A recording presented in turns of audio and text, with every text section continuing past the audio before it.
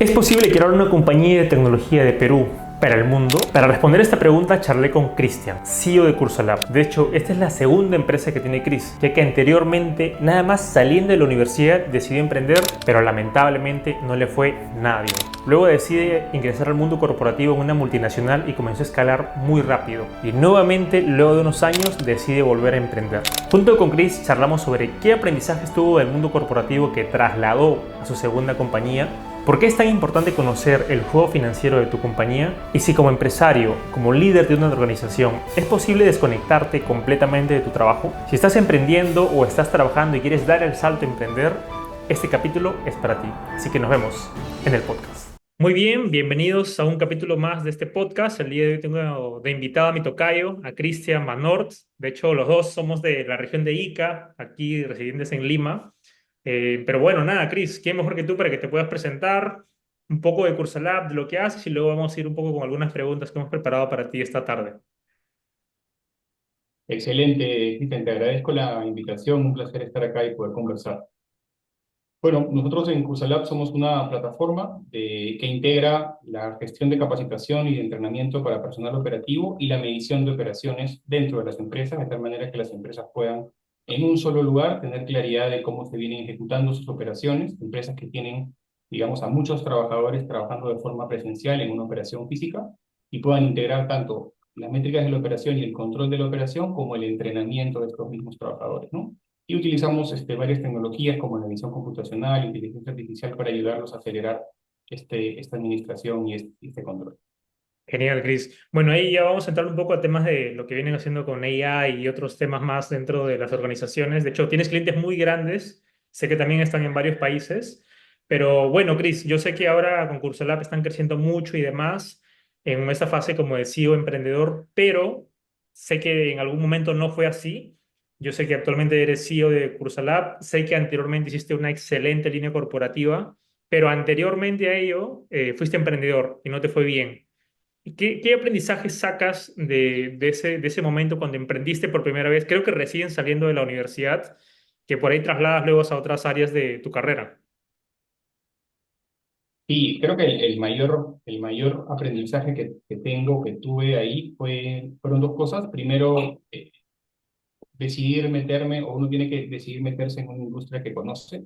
Ujú. Eh, Quizá no la dominas, pero al menos entiendes el problema real y, digamos, hay industrias que tienen una estructura como, eh, o un nivel de problemática muy marcado, pero no necesariamente las buenas intenciones o las ganas de hacer las cosas diferentes son suficientes, ¿no? Entonces creo que ahí el aprendizaje es, me metí en la industria de salud, para darte un poco más de contexto, o sea, no venía nada de salud, no sabía nada de salud, y encontramos una oportunidad de un servicio de salud, que era básicamente gestión de consultorio con cámaras hiperbáricas, y Ujú. encontramos que que el trato al cliente no era el mejor, que había una oportunidad interesante y habían una o dos empresas que lo manejaban en ese momento, que hablo hace más de 10 años, Claro, y dijimos, bueno, demos un buen servicio y es suficiente, y la verdad que no lo es.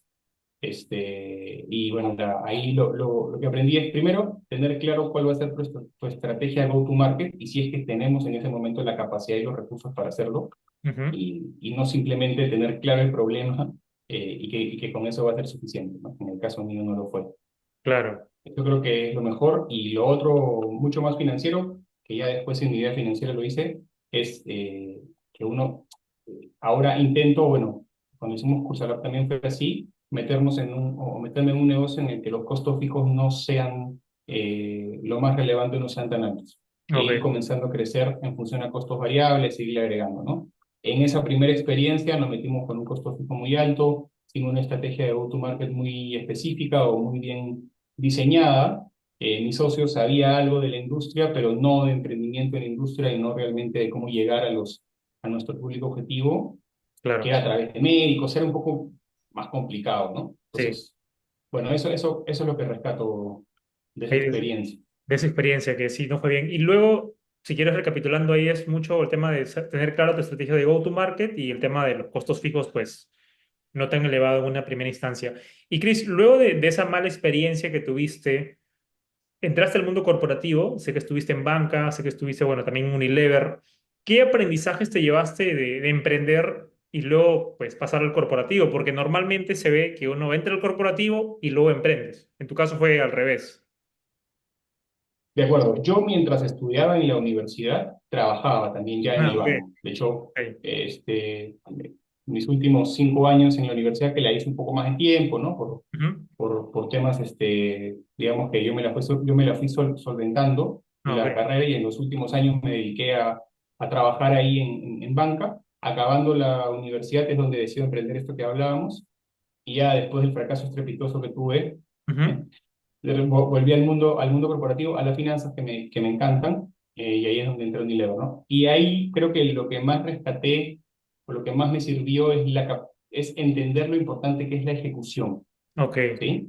Eh, Porque en esta primera experiencia hubo un plan de negocio gigante, armé un flujo de caja bellísimo que hoy lo veo y me río, y dije, esto se logra y se logra, y de ejecución hubo muy poco por mi desconocimiento, porque tampoco tuve, digamos, no me preparé bien, por varios factores. Entonces, Ujú. me di cuenta que, si no, y ya trabajando en finanzas, porque estuve trabajando mucho tiempo en lanzamiento de innovaciones al mercado, en el lanzamiento de las marcas, Ujú. preparación de business cases, de ejecución, control después de los business cases, de la parte financiera, pero siempre en innovación, en el lado comercial, entendí la importancia de la ejecución y del control de la ejecución. Ok. Y creo que eso es uno de lo que, de lo que me pude llevar de esa experiencia. Y hay, Chris, por ejemplo, si mañana llegara alguien, no sé, como tú, terminando la universidad, que dice, Chris, ¿sabes qué? Estoy en dos caminos, o decido emprender o decido ir al mundo corporativo. Obviamente cada quien tiene su escenario, hay realidades diferentes, pero en tu perspectiva, ¿cuál recomendarías iniciar primero, quizás?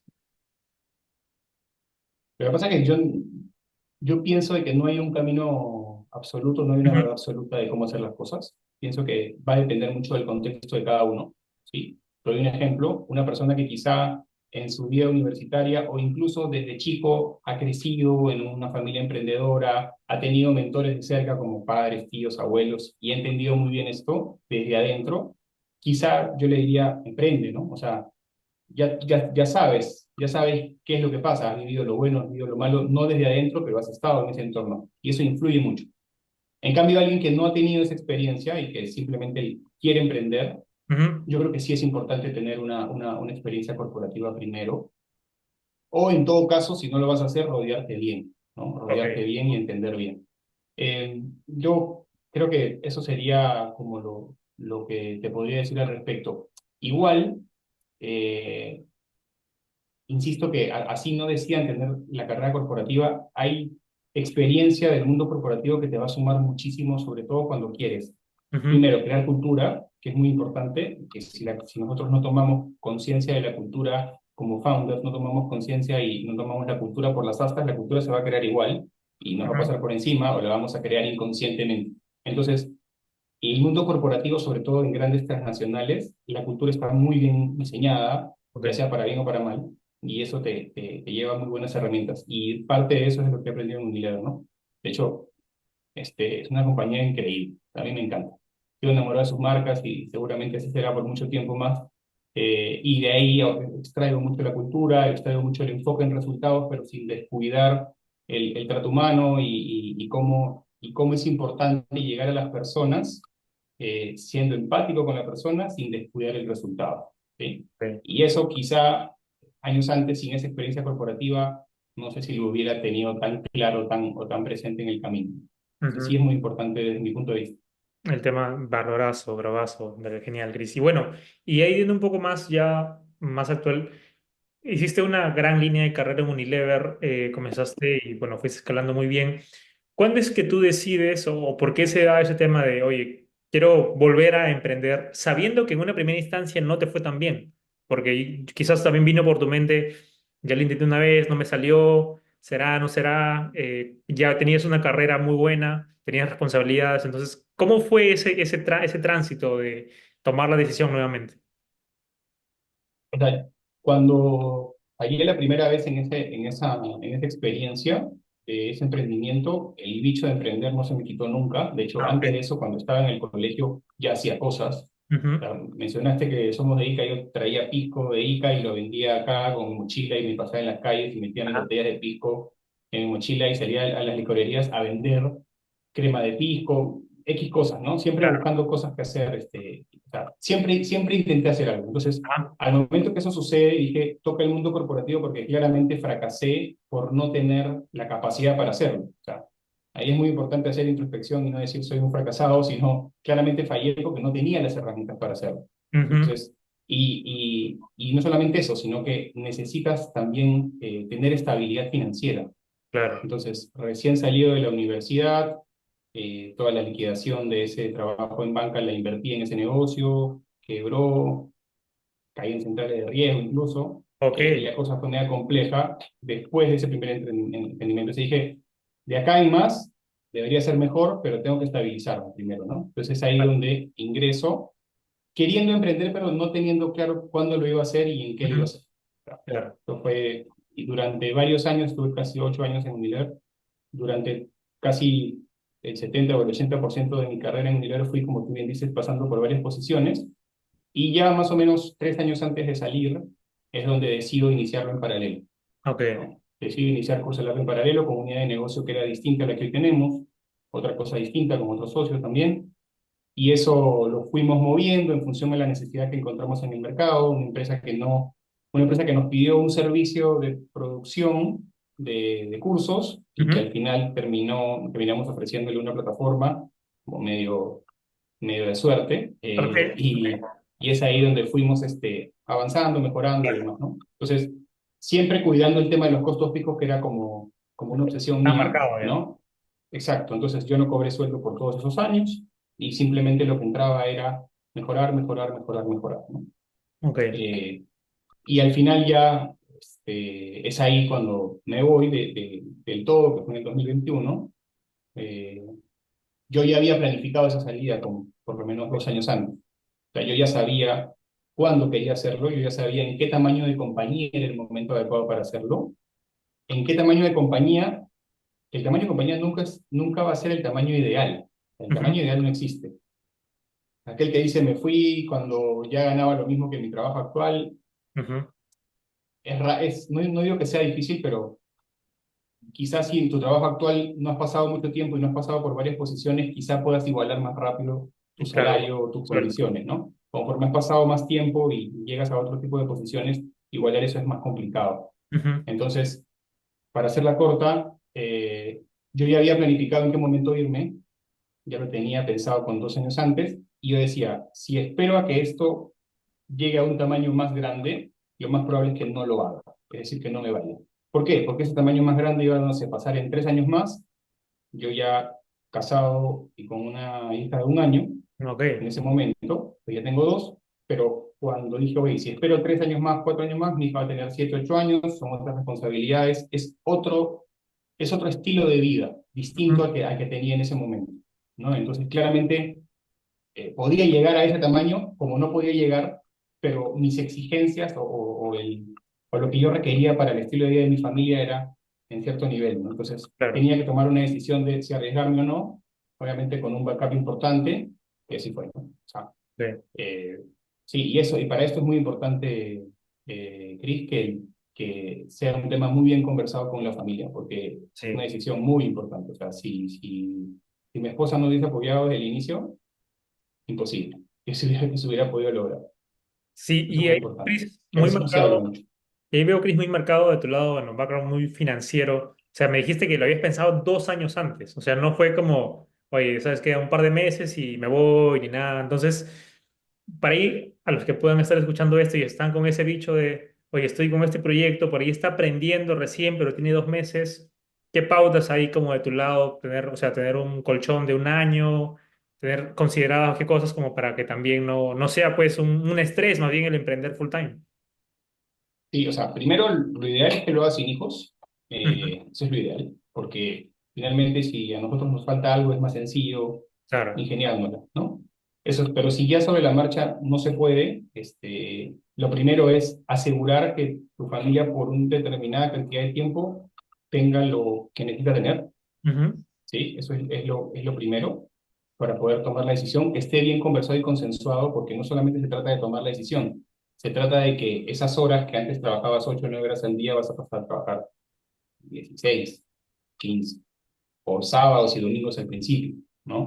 Entonces, eso familiarmente hay que conversarlo, hay que tenerlo claro, con hijos chicos también, sobre todo. ¿Por qué periodo de tiempo lo pienso hacer? O sea, ¿cuál es el horizonte en el que quiero llegar e ir marcando mis metas, ¿no? Yo digo que en este año quisiera llegar a tanto, siendo realista, ¿no? En Ujú, este año quiero llegar a este nivel de facturación con ese tamaño de compañía y por ende con esta estabilidad mía de esta manera y así irlo como proyectando.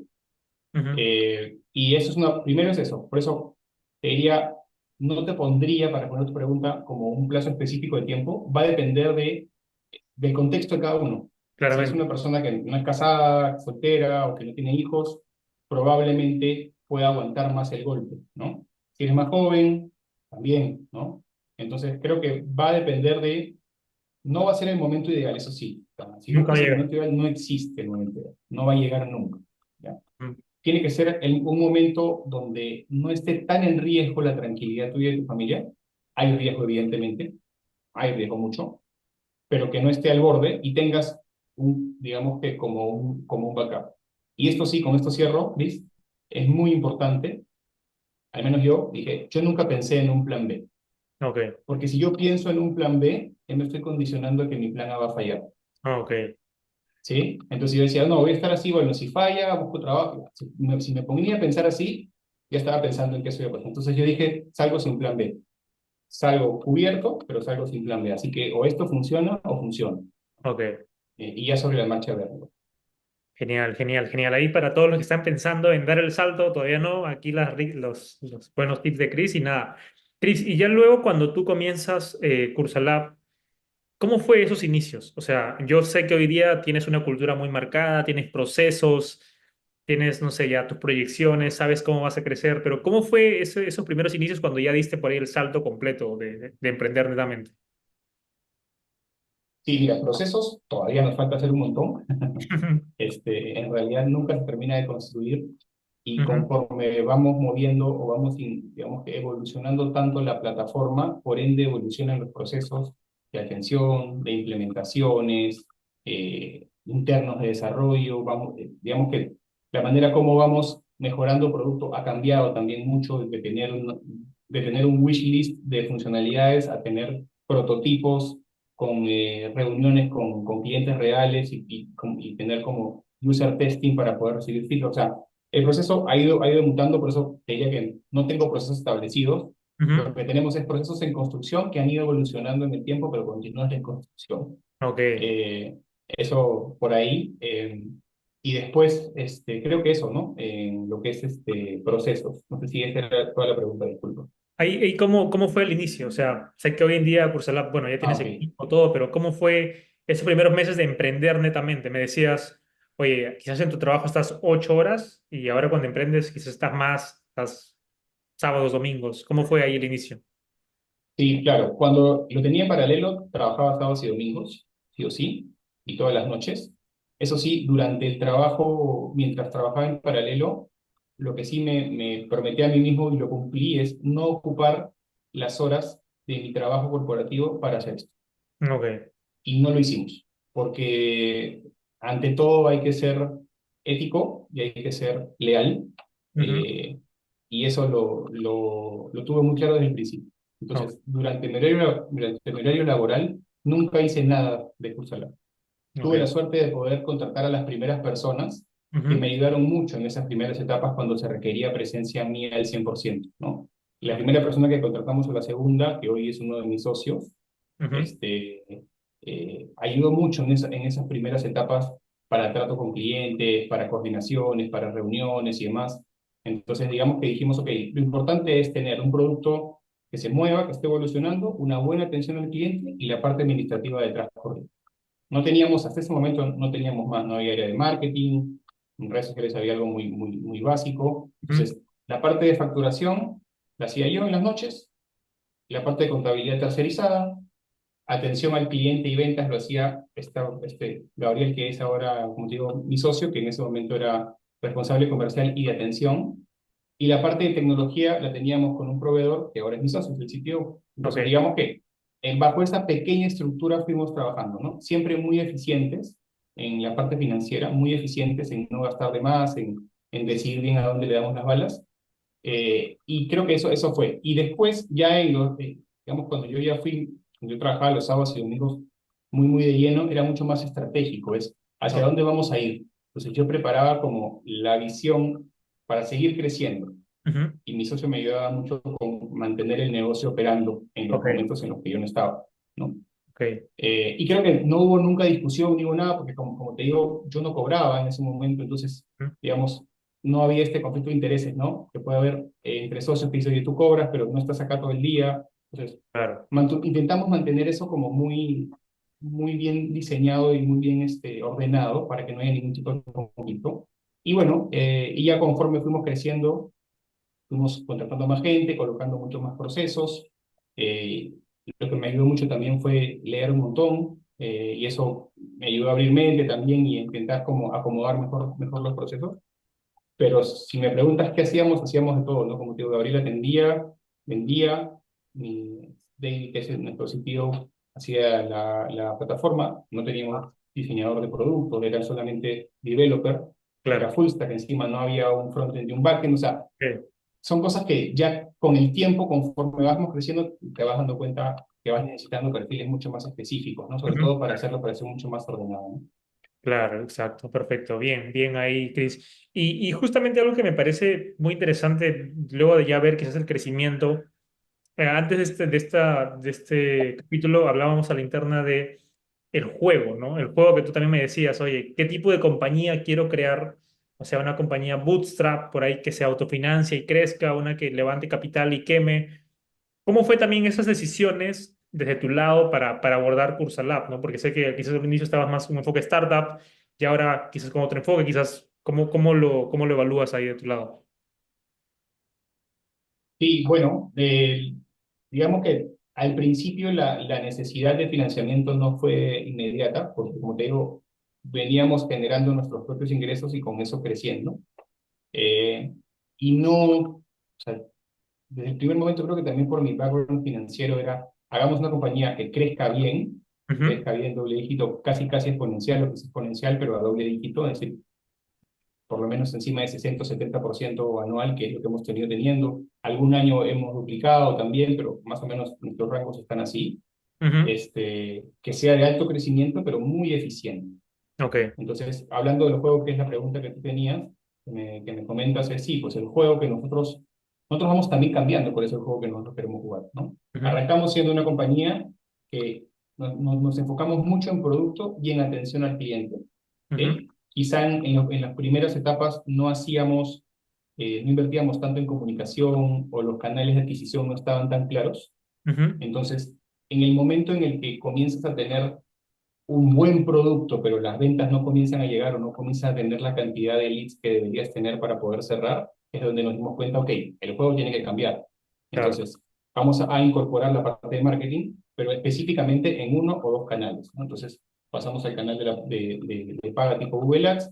Pasado el tiempo, comenzamos a crecer también de nuevo y nuevamente llegas a un tope donde dices, ok, Ujú, mi costo de adquisición, si es 100% a través de pauta de ads, tiene este nivel.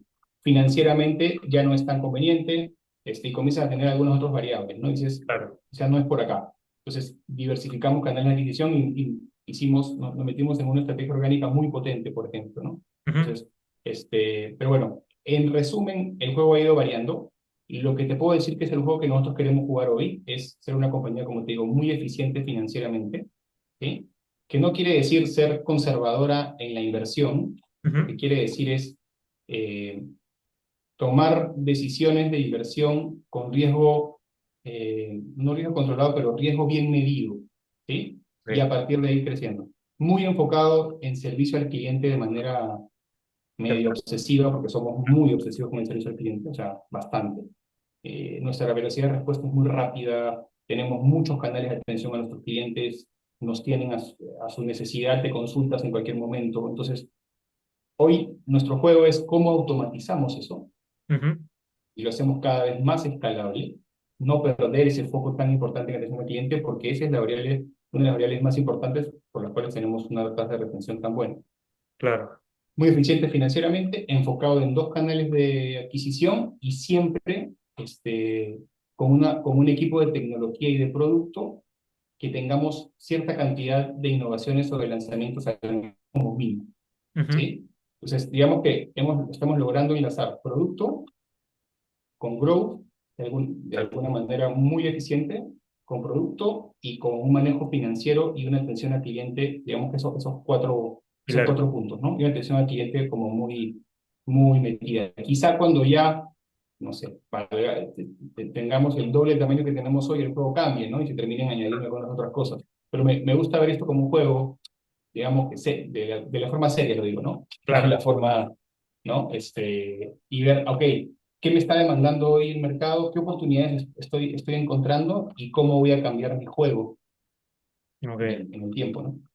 Bárbaro. Y Chris, ahí ya viendo un poco cómo se está moviendo Concursalab, sé que igualmente tu background es mucho de finanzas y demás, pero también como negocio tecnológico tienes que ver por ahí temas de, no sé, programación, código, o sea, igualmente entender cómo es que aprendes hoy en día tú, o sea, qué medios utilizas como para poder, a ver, no sé, llegó esta nueva tecnología o llegó la IA, ¿qué haces como para ir avanzando también al mismo tiempo?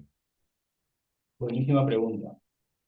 Lo primero cuando eres un founder no técnico es entender realmente cómo funciona tu plataforma. Ujú, Y no cómo funciona a nivel usuario, no cómo tus usuarios lo hacen, que eso está por descontado que tienes que saber ujú, qué es lo que quieres que tus usuarios consigan, ¿no? Digamos que el valor percibido y una serie de, por ejemplo, el famoso time to value, ¿no? En claro. cuánto tiempo mi usuario quiero... Ese tipo de cosas a nivel usuario eh, están totalmente mapeadas. A lo que yo me refiero es conocer cómo funciona detrás. Y, y creo que es muy importante. Y espero que todos los founders no técnicos lo tengan muy presente. Eh, entonces, lo primero es entender, por ejemplo, cómo está compuesta la plataforma detrás, ¿no? Cómo funciona una estructura de servidores, cómo funciona el Ujú, servidor, dentro de un servidor que hay, sin saber programar, ¿ah? Lo claro. que digo es muy a nivel entendimiento, es como que entiendes la lógica no sé, como que entiendes cómo funciona un auto sin ser mecánico. Ya sabes que el auto funciona de esta manera, ¿no? Por aquí entra la gasolina, genera la combustión, ya. Ujú, claro. Exactamente igual del otro lado. Y una vez que entendemos bien eso, creo que es más fácil entender lo demás. Y es más fácil asociar cosas. A veces me pasa mucho también con Gabriel, que es no técnico como yo, pero entiende muy bien esto también. Una capacidad de producto tiene espectacular. Y él entiende muy bien, al punto que tiene conversaciones con nuestro equipo de tecnología Ujú, de muy alto nivel. ok, ¿Sí? Igual nosotros en nuestras sesiones de estatus también, o sea, hablamos ya obviamente si me ponen código no lo voy a leer, ¿no? Pero ujú, sí puedo entender cómo conectan una cosa con la otra, de qué trata la base de datos, cuáles son las capacidades de un servidor, qué tipo de servicios impactan en qué capacidades, porque es importante tener una estructura de servidores que no sea un monolito, que sea una estructura con, digamos que con contenedores separados, claro, lineamientos de ciberseguridad, por ejemplo, qué es lo que hoy las empresas buscan, porque cada vez se están sofisticando muchísimo más. claro. Antes de pandemia, el nivel de exigencia era muy bajito, hoy está súper alto, al punto que las certificaciones son un estándar en realidad. Ajá. Entonces, digamos que para no profundizar tanto, porque me encanta este tema, primero es entender la plataforma detrás, cómo funcionan las plataformas en general de software, y a partir de ahí, cuando vas viendo nuevas tecnologías y comenzamos a leer a través de publicaciones, artículos, ¿no? Lo que ves en estas páginas tipo eh, TechCrunch, ¿puede ser? Ok, TechCrunch, una de estas que digamos que arrojan, o lo mismo que publica YC sobre nuevas tecnologías y claro. demás, y comienzo a leer mucho de eso, ya entiendo lo que están diciendo. O sea, Ok, entiendo cómo conecta con lo que yo hago y rápidamente, si escuchas el problema diario del lado de los clientes, entiendes cómo funciona tu plataforma y ves una nueva tecnología, claro. rápidamente te hace sentido cómo puedes conectarlo para mejorar tus servicios, mejorar tu plataforma y el valor para tus clientes, ¿no? Por eso creo que es muy importante eso. Nosotros tenemos una política en Cursalab donde todas las personas que entran a trabajar nuevas, Ujú, sean el rol que sean, tienen que llevar un par de cursos de tecnología y software, entendimiento de tecnología y software para él, ¿no? De hecho, usamos el de Platzi, por ejemplo, que ah, hay un ok. curso que se llama tecnología. Para gerentes, creo. Tecnología e Sí. ingeniería de software para gerentes y directores no técnicos. Bueno, Sí. ese, todos de ley tienen que llevar. Hay otro de ingeniería de software. Hay otro de, como muy de nivel usuario, pero que Ujú. haya entendimiento, ¿no? Ok, Porque eso, aunque no lo creas, Chris, influye también en la manera como venden a los ujú, clientes y los mismos ejecutivos comerciales. ¿No? A ok, veces del otro lado el cliente te pide algo y si no entiendes bien de qué se trata la parte técnica, la puedes perder la venta, ¿no? claro. Genial, genial, genial, Cris. Y ahí un tema también que comentaste, el tema de la lectura. ¿Qué libros normalmente recomendarías para los que estén pues iniciando o ya dando sus primeros pasos en el tema del emprendimiento? Mira, iniciando, te puedo recomendar, mira, fuera de los que recomiendan todos, Ah, hay varios ahí podcasts que he visto que recomiendan varios. A mí el libro que me gustó mucho es un libro que se llama Inspire, ok. de Marty Kagan, no sé si lo has visto. Ese es muy bueno porque te mete en la cabeza del product manager y te permite entender todo lo que tiene que gestionar el product manager, que es como un gerente general de tu producto. Ujú, Entonces, el product manager, este libro te muestra todas las perspectivas que tienes que tener claro para producto, ¿no? Ya sea producto de tecnología o no. A mí me parece brutal este libro. Me encanta. ujú. Después, el otro libro que me gusta es The Hard Things About, The Hard Thing About Hard Things, creo que es sí, Hard Thing About Hard Things, de Ben Horowitz, Ajá. el de, el del fondo de inversión este muy famoso, que es, Sequoia, ¿no? no, es Horowitz y con su socio. Tiene un fondo que sus siglas son A16Z. Ah, no, no, Bueno, no. ahí seguramente luego lo ponemos. Está Este pasando. libro es muy bueno porque te dice o te explica, como que cuenta la historia del autor que es Ben Horowitz, de cómo pasa de todos los problemas que tiene como CEO de su compañía de tecnología, ¿no? Ujú. Y lo vive desde adentro, ¿no? De que la vez que estuvo a punto de quebrar, la vez que estuvo a segundos de que su compañía en bolsa prácticamente desapareciera, cómo lo compraron de un día para otro. O sea, problemas como reales y muy, muy interesantes. Esos libros es The Hard Thing About Hard Things de Ben Horowitz, lo tengo por ahí, ese es bueno también. Después hay otro de Sales Growth que se llama Product-Led Growth Ujú. de Wes Miles, creo que se llama el autor. Ese es muy bueno si quieres crear una compañía en la que no tengas fuerza de ventas, Ok, básicamente, y quieras como que tu producto exhibirlo, hay autorregistro, demo ahí mismo convierte, ¿no? ok. Funciona, digamos que para B2B puede funcionar, pero creo que acá todavía, al menos el mercado peruano y latino no está muy preparado para ese tipo de... Claro. Pero te enseña y te explica ciertas métricas que son importantes medir, ¿no? Esos son tres de los que más me han gustado, podría comentar. Genial, genial, Cris. Y ya por ahí, si quieres, para ir con uno de los últimos puntos, sé que, bueno, eres emprendedor, sé que te gusta mucho aprender de ciertas cosas, sé que también eres padre, tienes una familia. ¿Cómo haces también hoy en día para poder mantener el equilibrio? O sea, ¿crees en el equilibrio? Porque también hay emprendedores que por ahí es como, no, yo soy full todo el día y sábados y domingos y se dan sus escapadas con el tema de trabajar every day. ¿Cómo es en tu caso? ¿Cómo lo De manejas? acuerdo. Sí, o sea, tiene que haber equilibrio, tiene que haber, porque un cuerpo es como que lo mismo pasa, o sea, es como el tema de la alimentación, el tema del sueño, o sea, al fin y al cabo te pasa factura, si no duermes bien, si no comes bien, si no ejercitas el cuerpo, es exactamente igual. Entonces, el cuerpo no está hecho para trabajar 24/7, tiene que haber equilibrio, eso sí, es obligatorio, porque si no, en algún momento te quemas, y si te quemas no produces, y si no produces tu compañía no avanza, ¿no? Entonces, trabajo duro hay, que yo Ujú, para mí no son conceptos opuestos, ujú, ¿sí? Tú puedes trabajar duro en el momento en el que tienes que trabajar duro, pero tiene que haber equilibrio. Y yo pienso el equilibrio no como desconectarme, ujú, ¿sí? Sino como integrar. ¿Por qué? ¿A qué voy? No, conozco muy pocos emprendedores y si hay alguno me gustaría conocerlo, ajá, que realmente se logran desconectar al 100%, por ejemplo, los fines de semana y su cabeza deja de pensar en su compañía. Es muy difícil. Converso con otros y la verdad que siendo francos, no recuerdo uno que me ha dicho, sí, yo dejo de pensar en mi compañía y el lunes nuevamente reconecto. No, o sea, Claro. desconectarte, tu cabeza, tu mente no se va a desconectar. Tu laptop va a estar apagada, pero tu mente sigue pensando en eso. Entonces, Ujú. mi concepto es más de integrar. Lo quiero ver más como integrar.